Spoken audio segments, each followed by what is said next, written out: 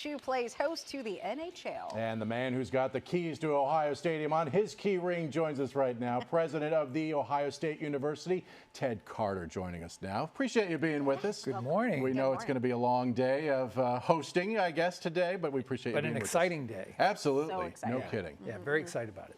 Okay, so this is a historic game. Tell us, what has gone into, as far as OSU's side of things with planning. I mean, it's both Blue Jackets and OSU tonight. Yeah, it really is. The NHL comes in. They do an incredible job. I mean, they just mobilize with, all the equipment, the ice making equipment, which started last Friday.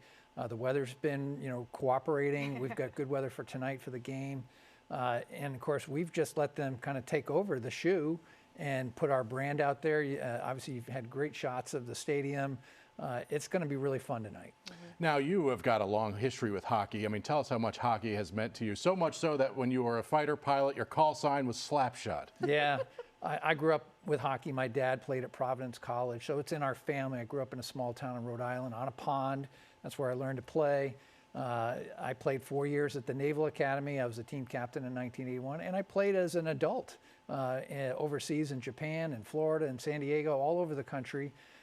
So I just love the sport. I'm a fan, and I'm a fan of our men's and women's OSU hockey team, which are both highly ranked. And what I've come to find out in my first plus year here, Columbus is a hockey town. It really is. I mean, the Blue Jackets are very well supported, and the fans are just going to have such a great time tonight.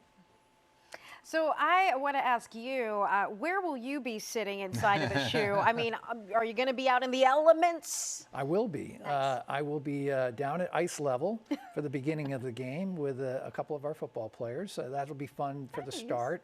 And then I will be, upper level, but all open. I want to feel all the elements. I think that's really important. Taking it all in. Yeah. All right. Since we have you here, we got to ask you a few questions about some of the things that OSU's been in the headlines about. Talk to us about this decision to kind of sunset the DEI office. Why do this now, even before the state lawmakers have passed Senate Bill 1? Yeah, well, as many Americans and Ohioans have seen, there's a lot of things coming out of the federal government, a lot of things coming out of the White House. The Department of Education had put out, a directive through the Office of Civil Rights.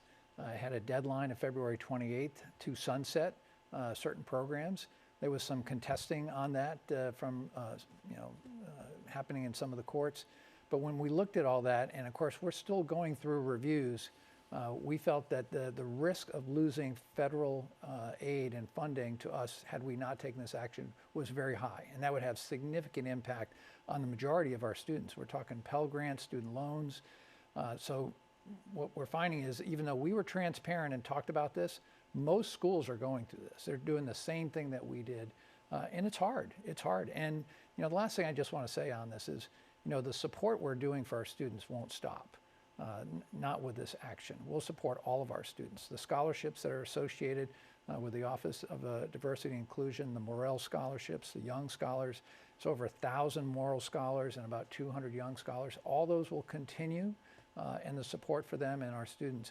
And even the students that were affected by some employment here, all of them will continue to have jobs. Those scholarships will continue into the future? I mean, yes. Will they continue to be offered to new students? They will.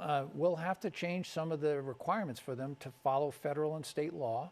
So where those were historically race-based, and of course the Young Scholars go all the way back to grade schools, we start moving students through. So this is a scholarship for life. We're going to have to open those up to all students. And of course, we'll see who applies, but no, they'll continue. And one quick one, we're running out of time. Senate Bill 1, good thing or a bad thing for education in the state of Ohio? Well, we haven't taken a formal position on this, but what your listeners should really know is we've been working really hard behind the scenes, trying to make sure that they're not going to do harm to a higher education institution like Ohio State. There's some things in there that we've been trying to get them to understand that we don't need legislation to do. We're already either doing them. We don't indoctrinate students at Ohio State. We're a higher education institution. So we're going to continue to work with our General Assembly. I suspect some version of it will pass, and there's probably still some more work to go there. All right. President Ted Carter, we really do appreciate you being here. Congratulations on this nice feather in the university's cap tonight and all the great success that the university has had. Go Buckeyes and Blue Jackets. That's right. Well, thanks for being here. We appreciate it. Thank you very much. All right, Sarah, let's talk about the forecast, please. Oh, yeah. So